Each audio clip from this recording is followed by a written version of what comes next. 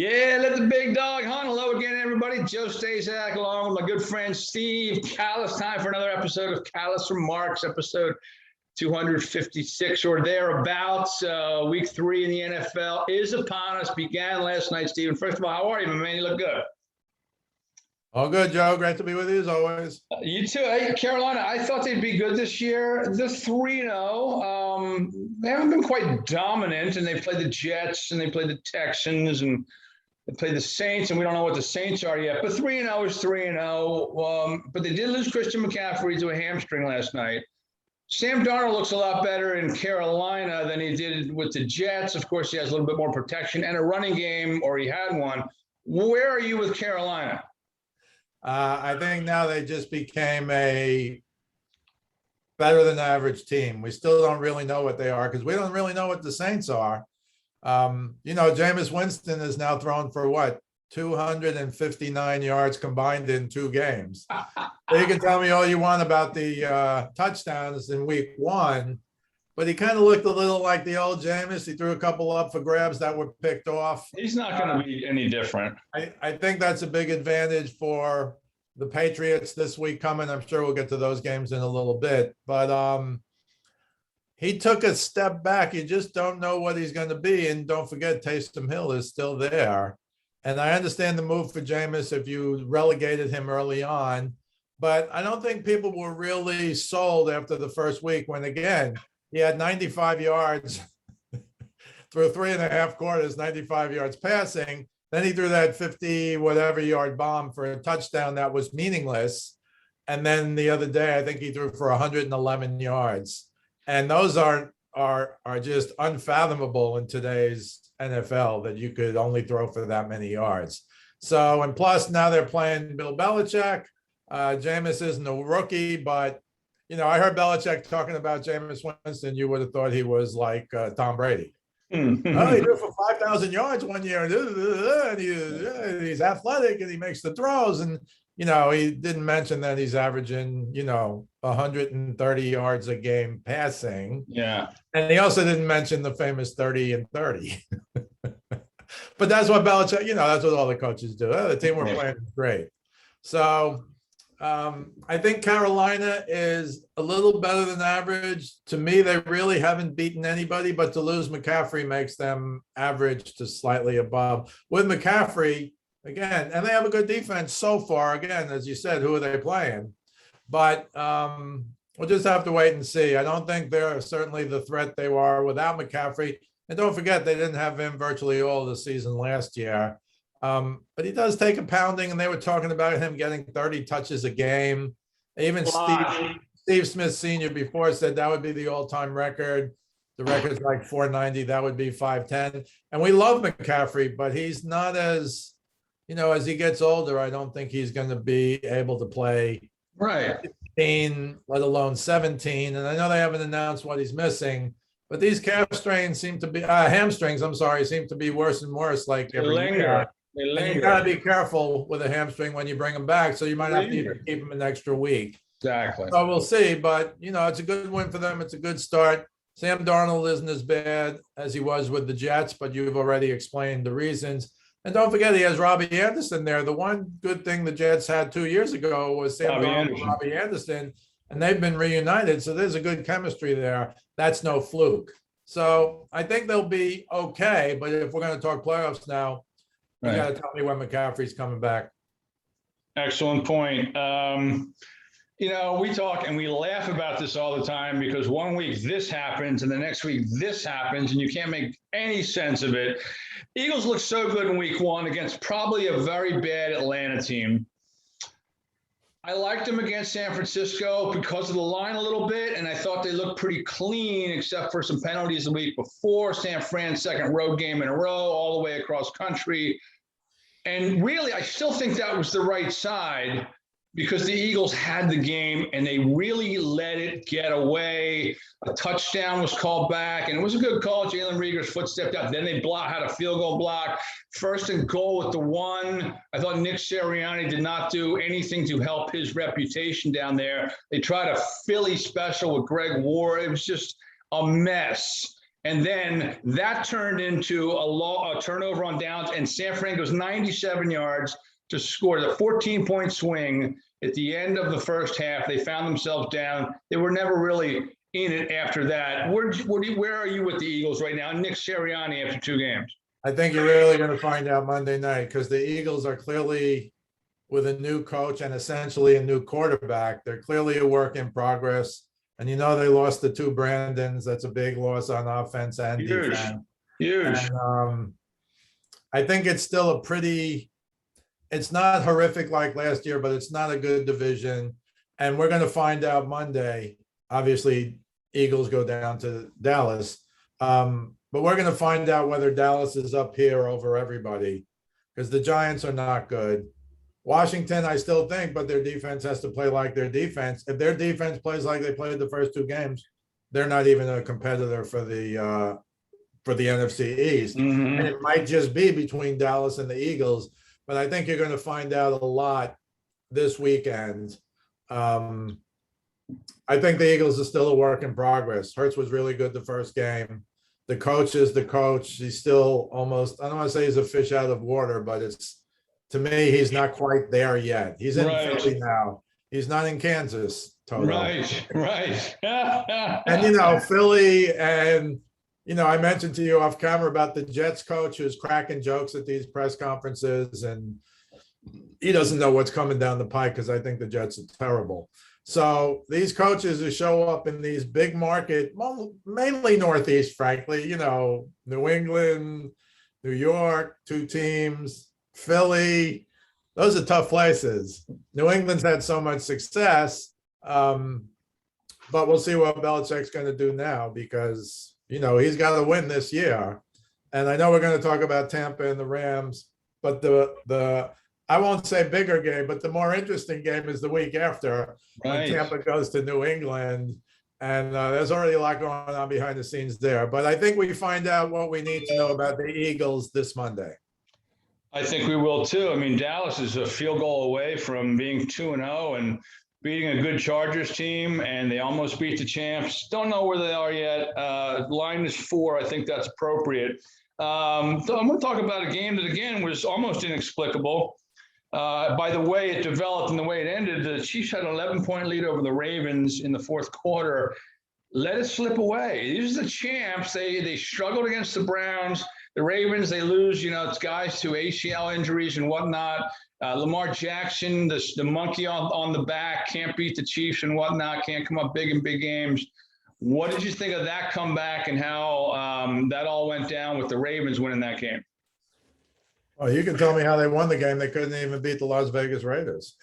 How are they down 11 to the Chiefs and they win? Amazing. But I will say this. To me, and the Rams might be the exception to this, but what I'm seeing, including the Bucs, including the Chiefs, is all these teams we look at as like Super Bowl participants or potential Super Bowl participants and winners. Their defenses are not playing well. The Chiefs' defense is not playing well. Tampa Bay's secondary, it's week 3, and their defense is shot in the secondary already. I don't know what happened with Richard Sherman. He was going in to meet with them, but he's got a domestic violence thing hanging over his head or something. He does. But they're desperate. They'll be signing guys off the street. And they have to get healthy in the secondary, Tampa Bay. But my point is, now the Ravens, they got torched by Mahomes. I know it's Mahomes, but the only really good defense I see is the Rams, who are playing where we would expect them, which will lead us to, Rams Bucs. But I'm surprised. I think virtually any top team you can name in either conference, their defense has not played as well as we either expected or they hoped. Like, I don't think Kansas City can stop the run. You can tell me they fixed their offensive line. They're the Super Bowl champs. But as I said to you, I think it just makes a Bucs Chiefs Super Bowl, if that happens, a shootout. Play the over, don't bet the game. But I think, look, offense is ahead of defense always now in the NFL because of the rules. You see guys get hit. I think I saw one, was it last night? I saw a guy come in and tackle a quarterback. It looked like thigh high, and they called too low on him. 15-yard penalty. Otherwise, they get off the field. And look, you understand they got to protect everybody now, but you can't hit the quarterback high. You can't hit the quarterback low. You've got a very small area to hit the I quarterback. know. So I think all of these defenses have not been good, but Lamar Jackson's Lamar. I mean, he's hard to contain, maybe harder than Mahomes because Lamar will go out and run 20, 30, 40 yards. Mahomes doesn't really do that. He'll extend the play. He'll run a little bit and get out. But Lamar, I think it was his fifth game in his career where he went over 200 yards passing and over 100 yards rushing, and he just broke his own NFL record of 4. And he's got a lot more of those games coming. He's always going to throw for 200. The only question is he going to rush for over 100? And since his 2 best backs are gone for the season, right? J.K. Dobbins and Gus Edwards, seems to me he might rush for 100 yards 5, 6, 7, 8 times this year. They might not have a choice. But I was shocked at then they stopped the Chiefs because they fumbled.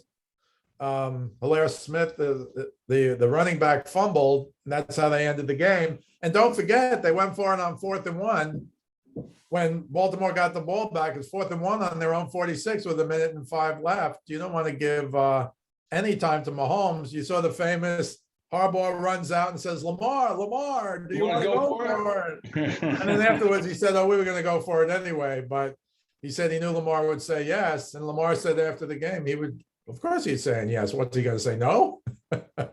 And he was able to go up the middle. I mean, there wasn't a whole big, let's fake, let's go outside. He just got it and ran up the middle and got the first down.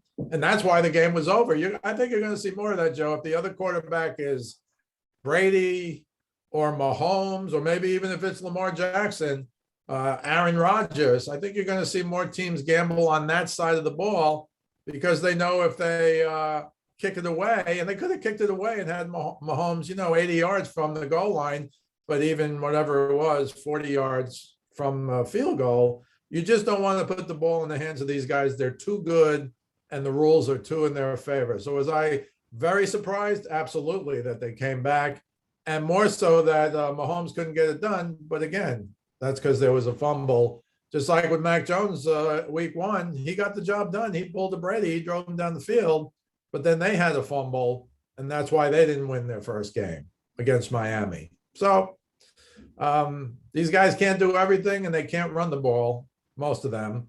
You have to worry about fumbles late in the game. You don't want to throw it. You want to run it. Right. And that's become kind of a theme, I think. And I think you'll see more of what the Ravens did to keep Mahomes off the field.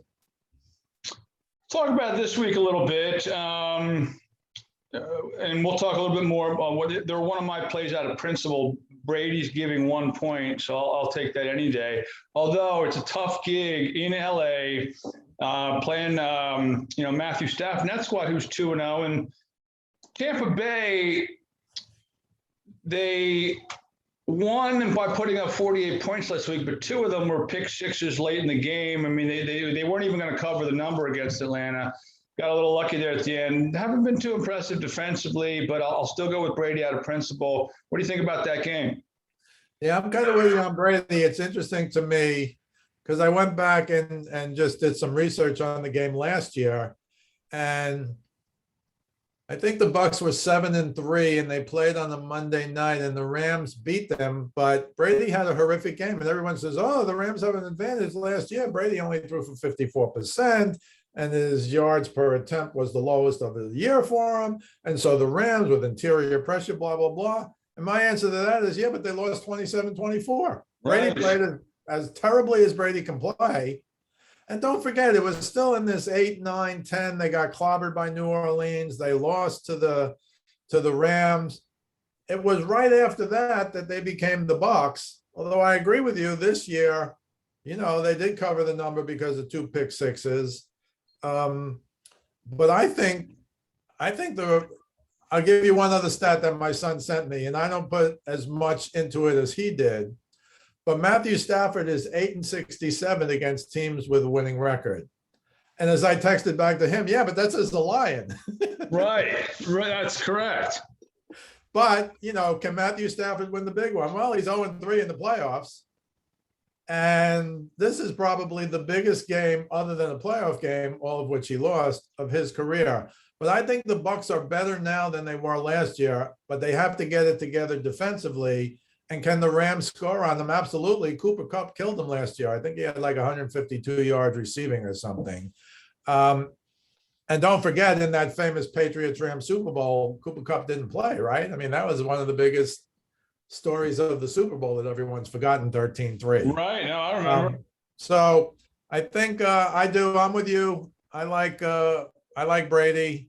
And I think you can certainly pick Tampa Bay to win. I don't know about cover until they lose, because it was only Patrick Mahomes saying, "Oh, 20-0. I'd like to think about 20-0. I'd like to think about 20-0." And he needed to think, frankly, about week 2. And that's the problem. Could Brady go 20-0? Not out of the realm of possibility. He's the only one left who can, but he's got to think about the Rams, and then he's got to think about the Patriots. And I assure you, since he went to 18-0, he's not really thinking about 20-0. He's thinking about winning this week and winning next week. This is the only game that the Rams, that the Bucs are not favored in terms of that power, whatever rating they have at ESPN. Right. In fact, they only had the Bucs have a 44% chance to win. I don't know what the money line is, but maybe that's something to take a look at. But I think, if it's 1, then it doesn't really matter, right? You're either going to win or whatever. I guess you could win by 1 and it's a push. But I like the Bucs as well. But we'll see. This is a gigantic game in Matthew Stafford's career.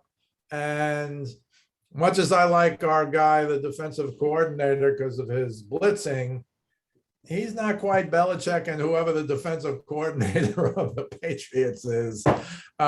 He's the one difference maker. That's what separates, to me, Belichick from everybody. Now, they talked last week, 4 interceptions, Belichick gets another quarterback. I just thought Wilson played terrible. The notion that he was playing against an incredible defense is not true. And the notion that he literally threw 2 interceptions right to the other team, and the other 2 were tipped. So you almost can't blame him for the 2 that were tipped. But it's not, no other coach do I see where I would say defensively, they're going to have something for this guy. I don't see it. And so I will go with the Bucs, and they are one of my selections as well. But certainly if the Rams win, you're not going to be shocked. But I'll say it again. Brady played his worst game of the year. I think it was right after that they went on and they won every game. All the way through the playoffs, and through the first 2, and maybe it takes them a little bit. Now, AB is probably out. He needs 2 negative tests, but it's such an embarrassment of riches there. It's hard for me to say they're not going to miss Antonio Brown, but in terms of a talent level, AB looked like the best receiver in football to me. That 5 catches, 121 yards, and a touchdown. The only guy who might be better than him is Gronk, who looks 10 years younger. So, and don't forget Evans, and don't forget Godwin. I mean, it's just, this is why Brady, I think, can play till he's 44, 45. He's got an embarrassment of riches last year, this year, and at least next year. My son was talking to me about salary cap, and they're going to lose these guys. But, Brady still takes less money to stay. And if they somehow win it again this year, then they're going to really want to come back next year. But eventually that'll catch up with them. I think when Brady retires, whenever that is, they'll be terrible for the next 3 or 4 years. But that's just me. We'll see what happens. But I agree. Look, Aaron Donald. You heard Brady talk about them with great respect. They get pressure. You got to get rid of it quick. He even said, I can't even get to my second read sometimes, which is an incredible compliment, obviously. But I think they'll go mass protection. They'll keep it back in. Don't forget they can have Gio Bernard come out of the backfield. I know Fournette does it, but Bernard is better. Ronald Jones, I don't know what his penalty is going to be for that fumble. So we'll have to see what happens, but I'm with you. I like the Bucs. It's not just in Bill we trust, it's in Tom we trust, right? I'm not the biggest Bruce Arians fan. I think he's the luckiest coach in the history of football. He had 1 foot out the door a few years ago, right? And now look, he's Super Bowl, and I'm coming back for another, and I'm coming back for another. But I think he does. I should talk briefly about Alex Guerrero, Brady's trainer, who was knocking Belichick almost to next week. And even Tom Brady's father opened his mouth again. Apparently Brady There's a new book coming out by Seth Wickersham of ESPN. There's a new book coming out about how the Patriots became the Patriots going back 20 years. How about this? Yesterday was the 20th anniversary of the real MVP of the Patriots for the last 20 years, Mo Lewis, knocking Drew Bledsoe out of bounds. Out of the game, yeah. I almost died. Yeah. Brady became the quarterback, and of course, the rest is history. But I don't think these guys should be saying anything. Guerrero says, and look, I understand he's Tom Brady's trainer, and Brady gives him a lot of credit. But in the football world, who is he? And he's, Bill Belichick never evolved. He never taught Tom right. You can't teach you can't treat a 40-year-old like he's 20. And then certainly we heard the complaints. Everybody heard the complaints about Brady, who was still being, Belichick would embarrass him sometimes, like tape showings or whatever. And I don't think they're wrong. I just think you got the mic drop. You won the Super Bowl last year. Right. You're probably going to beat the Patriots next week. Just drop the mic and shut up. Other people think Brady's doing this through Guerrero and through his father because he doesn't want to say it himself. But boy, I sure hope Tom Brady takes a higher road than that. Once again, you don't have to say a word. You won the Super Bowl. The Patriots didn't make the playoffs. And if the Patriots make the playoffs this year, and I think they have a chance to make the playoffs, but I don't think they're really a danger to the Bucs like to meet them in the Super Bowl. So, my view of things, shut up, play, kick their butts, go home. You won the Super Bowl. I think you're going to win next week. But even if you lose, you still won the big one. And New England is just trying to make the playoffs. So we'll see what happens. But I would just wish, me, I'm a believer in just play the game. Show me how good you are on the field. You don't have to say all this other stuff. But we'll see what happens.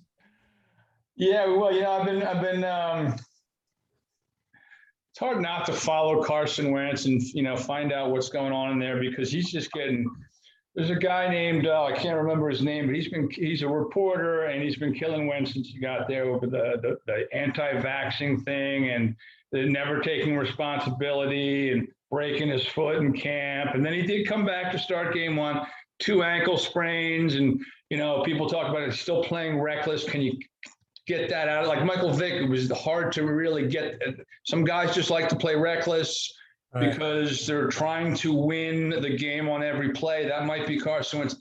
2 ankle sprains now. He still may play Sunday, but Jacob Eason, Brett Hundley are their backups. They're already 0-2. That number 1 pick is looking a little sketchy now for the Eagles, as he has to play like 70% of the plays or 75, and they have to make the playoffs, something like that. But they're already going through the Carson Wentz experience that we've experienced here for the last few years.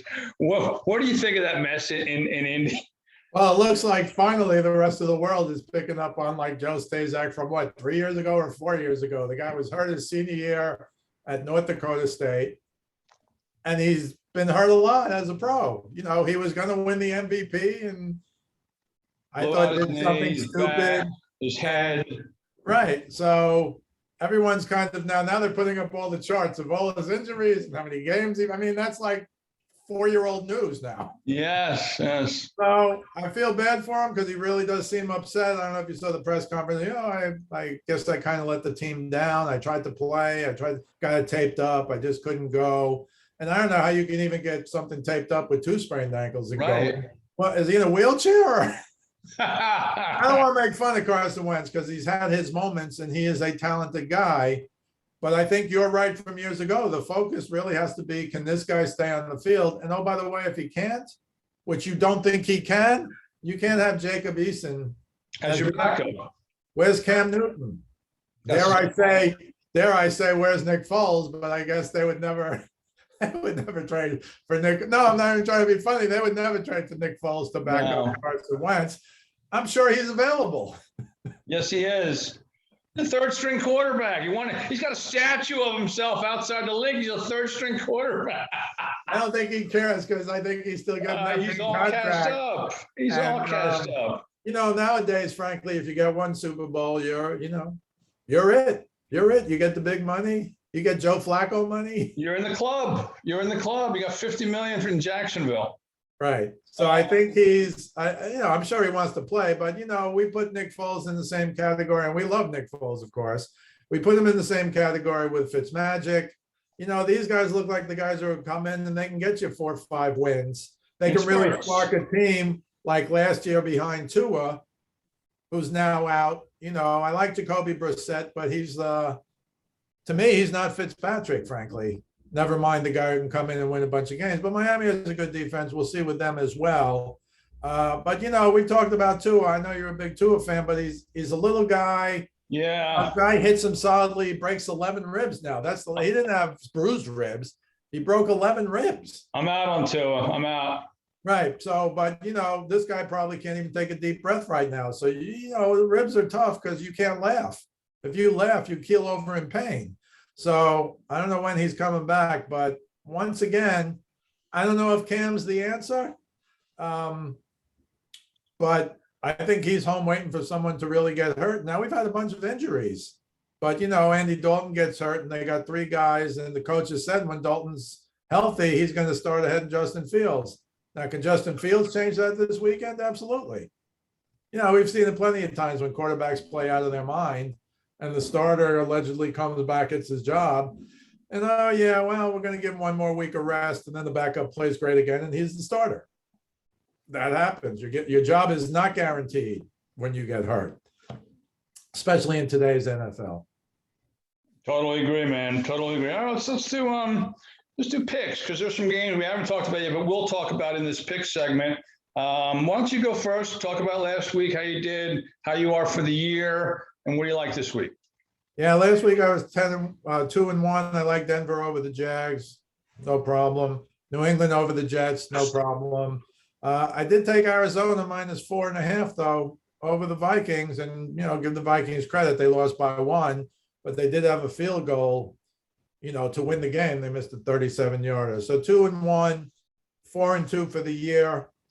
This year I'm taking, you know, I know you're going to warn me against road favorites, but I think this is the time against really bad teams that even though the numbers are high, 7, 8, 10, I still think these are the times till it settles in how really bad the Jets are, how really bad the Jaguars are, maybe how bad the Giants are, I'm not sure. But those kinds of teams, how bad the Texans are. So the Texans beat the Jaguars, but how bad are they? So I'm taking 3 road favorites. I got Baltimore at Detroit -8. I'm a little nervous because, of course, the Detroit Packers game was a game for a half. So I give Detroit credit, but I think just like Aaron Rodgers wore him down, I think Lamar is going to wear him down quicker because of his threat to run.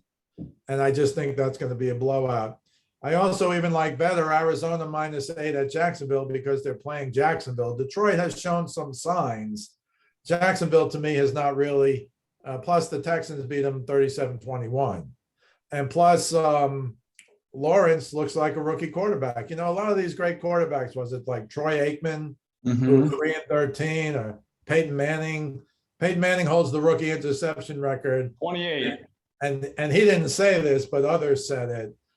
He's home praying that Zach Wilson or Lawrence are going to throw 29. Right. I don't know if they are or aren't, too early to tell, but you got 5 after 2 games. And don't forget, it's a 17-game season. And you know they're not going to have like a record book for 17-game seasons, right? And a record book for 16 because they don't have a record book for 14. 14, right? Or go back to Jim Brown 12. At the beginning, a record, you know, for 12. So they have a chance to break those records. I just don't think. The question is, will these guys keep playing? Are they going to throw them out for 17 games? If it's if the Jets are 2-10, maybe you're going to say, yeah, he needs the reps. If the Jaguars are, I think the Jaguars are going for the longest losing streak in history. I don't know. I think it's like 19 or 20. They won opening day last year and they lost 15 in a row. So that whatever it is, they can get there. Yeah. I don't think there's any way they win this game, but I took Arizona -8 at Jacksonville. And I'm with you. I'm taking Tom Brady because, again, they weren't quite the Bucs then. They hadn't had a preseason. They hadn't had an exhibition game. Guys were coming on a week or 2 or 3 before the season to play with Tom Brady. Once they got it going, though, they were unbeatable. Now, I agree with you. They haven't been incredibly great the first 2 games. But to me, that's more defensive. They put up 31 twice essentially. Right. And they get into the 30s. They hold the record now. I think it's 9 games in a row, 30 or more. That's an NFL record. And according to my son, breaking Tom Brady's Patriots record from 2011, which broke Tom Brady's Patriots record from 2007. But boy, that's going to be tough if they score 30 against this Rams defense. I think they're going to win. But we'll see. They're coming out more aggressive. They're not throwing it down the field crazy, but to me, they're coming out more aggressive.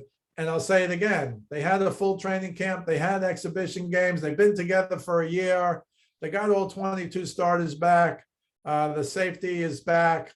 I think AB, I don't even know if he's a starter, consider this. He wasn't a starter last year, that's for sure. He might be the guy who misses, but if he gets 2 tests 24 hours apart on today, Friday, or tomorrow, Saturday, he plays. And so it's an embarrassment of riches. That's why Brady, I think part of why Brady was great last year. Remember, I said jokingly he'd throw for 5,000 yards if he plays like he did the year before with the Patriots. And what do you have, like 4,600 or something? And they took him out for half a game where he was livid because Belichick never took him out for half a game. Right. And he had like 180 yards in the first half. So he might have had 4,800. Again, I was half joking. But, this guy, it looks to me like he's going for the touchdown record this year because what is it? Is it Manning 55 or something, I think? Yeah, that's about right. Because, I'm watching the game with my son now because he's in New York for a year and we're watching and I'm like, come on, it's 1st and goal on the 1. They're going to run. And then he's like, no, they're not. They're going to go play action on 1st down. And sure enough, they go play action. He throws a 1-yard touchdown. So you have to wonder. You just don't know. But was there a meeting somewhere where they said, let's have Brady go for 50 this year? Well, we got an extra game. Then there'll be the Babe Ruth Ron Paris debates. Yeah, but they only had 54 after 16 games or something. It's almost unfathomable that Manning did what he did. And 50 touchdowns, even in a 17 game, to beat that is 3 touchdowns a game. I know. And this will be, and next week will be, what's going to be interesting next week is how does Belichick play Brady? Right. Very interesting. So is he going to get his 3 touchdowns this week against the Rams? Very hard. Is he going to get his 3 touchdowns against the Patriots? Very hard. After that, again, they're favored in every game to win, except this Sunday against the Rams. And at least 2 of us and others are going to pick Brady. And again, my reason is he was horrific last year, and he won't be as horrific this year. And they lost by 3 last year. Now, you can tell me they're better because they have Stafford. But we're going to see Stafford never won a playoff game. We're going to see Stafford in a real big game. This is the biggest, except for the playoff games in his career. This is the biggest game. Totally. And then when they make the playoffs, which they will, that'll be the biggest. Yeah. And as they climb that ladder, which you and I have talked about, he hasn't won a playoff game. Can he win a playoff game because he's on a much better team? Yeah. Can he win a championship game, NFC championship game against Brady? I don't know. If he does, can he win a Super Bowl? Because I think they're stepping stones, although the Rams are a win now team.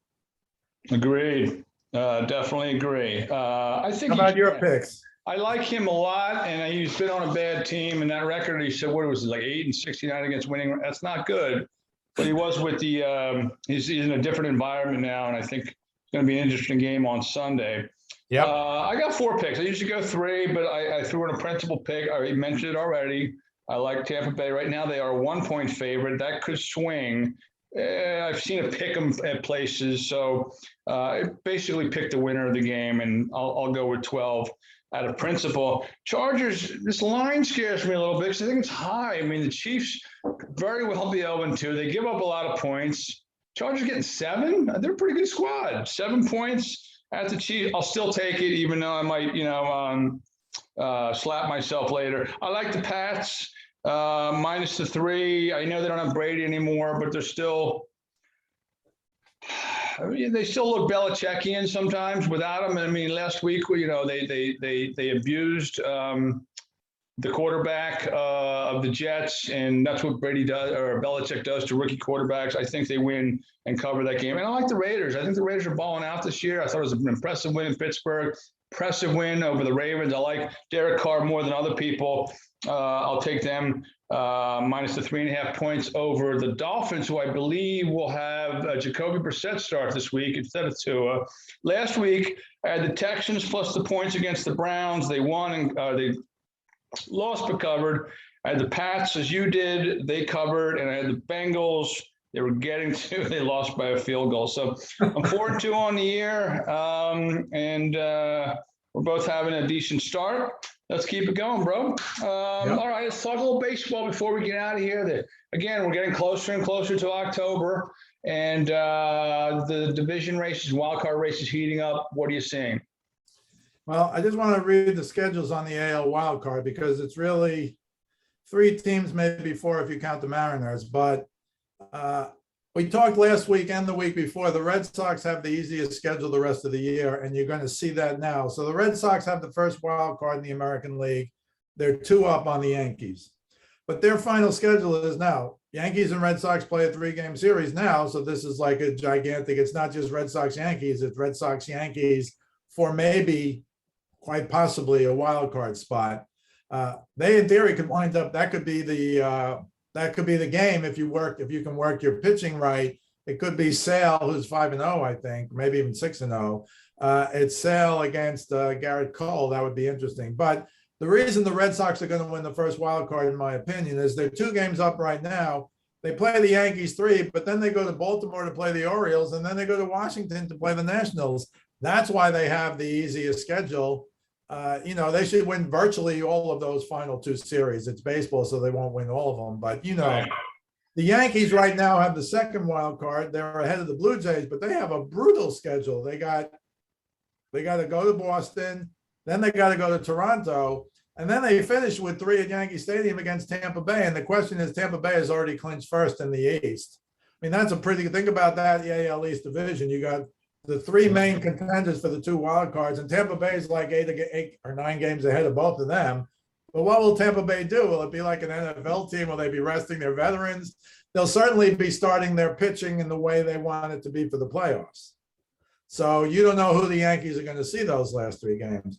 Then the Blue Jays are only 1 game behind the Yankees. They actually lost yesterday. But they're at Minnesota, should be easy. Then they play the Yankees, and then they play Baltimore. They got the Yankees and Baltimore at home, so they have a pretty easy schedule. The Yankees are really going to have to play well because they got tough games. The Mariners, I'll give you the Mariners as well. They're 2 games behind the Yankees for the second playoff spot. They have to jump 2 teams, but they're at the Los Angeles Angels. Otani's not pitching anymore. Trout never came back. Then they play the Athletics, who are 2 games behind the Mariners, but I don't count them because they have to jump 3 teams and they're 4 games out with 9 to go. And then they're back at the Angels. So I think the Mariners have a chance to get in. The National League wild card has essentially been blown up. Yeah. The Giants and Dodgers, I think the Dodgers are now 1 game behind the Giants after yesterday. But the winner is like 17 games ahead. The loser, I'm sorry, is 17 games ahead in the wild card. The second wild card was like a 5-team race, but the Cardinals have now won 12 games in a row. Yeah. So they're up 4 on everybody. And the reason they're pitching, I saw Wainwright the other day pitch really well. He's had a really good year. How old is Wainwright? I mean, yeah, right. But their ERA in that 13-game span was 2.62. And for the whole season before that, it was over 4. So that's been obviously, they have a 4.5 game lead over anybody else for the second wild card. The one other thing I wanted to mention was the NL East, and only the winner is going to make the playoffs. That's correct. Yeah. The Braves, I'm surprised, but the Braves had a comfortable lead for a while. I thought they were going to fall down after Acuna got hurt, but give them credit. They've been really, really good. But they're 2 games ahead of your Phillies. And I saw the fans graph thing. It says the Braves are 80% to get that spot, and the Phillies are only 20. And I couldn't figure out why. But then I looked at the standings. The Braves are 86 and 71, and the Phillies are 79 and 74. So that means the Braves are 3 up in the loss column. So when they say 2 games, you usually think it's probably 2 in the loss column. That's a big difference. So the Braves remaining, they got to go to San Diego for 4, who are pretty much out of it, but they're one of the things trying to catch the Cardinals. But they're, then they play, that's the series of the year for the Phillies, right? Braves, Phillies for 3 in Atlanta. And then they close with the Mets, who have, they've fallen off a cliff. The Phillies have Pittsburgh for 3. They should win those games. And Atlanta for 3. And then Miami for 3. So to me, if the Phillies go 6-0, Pittsburgh, Miami, which they can, doesn't mean they will. It's baseball. Then the whole season will be on Atlanta and Philly, 3 games in the early part of this week. I don't know if it's Monday, Tuesday, Wednesday, or Tuesday, Wednesday, Thursday, whatever it is. That's the series of the year for the Phillies, who are playing well. You got to give Atlanta credit. And to me, being 3 up in the loss column as opposed to just 2, that's a very big difference, Joe. So that's why it's 80-20, because there's 3 game separation in the loss column. I just assumed it would be 2. I'm glad I went and looked at it. Yeah. And that's, that's what I got in baseball. Okay, man. Well, good stuff as usual. We'll keep an eye on our picks as we go forward. You can catch Steven on his Facebook forum page, Speaking of Sports with Steve Kallas. You can also check out his videos, westchestercountypost.com, on YouTube. This podcast also on YouTube every week. I got to run, but I'll try to post it up. It'll be up hopefully in a half an hour, which will be 11 o'clock Eastern time. And we do it every week. Usually. I just wanted to mention one thing quickly. Don't want to make a big issue of this, but we still have COVID. It's like people have forgotten. We went to 1,000 deaths a day in the country, 1,500 up to 2,000. Yeah. And I just get a little nervous when I see 90,000 at a college football game screaming and yelling, no masks. Yeah. I'm still concerned.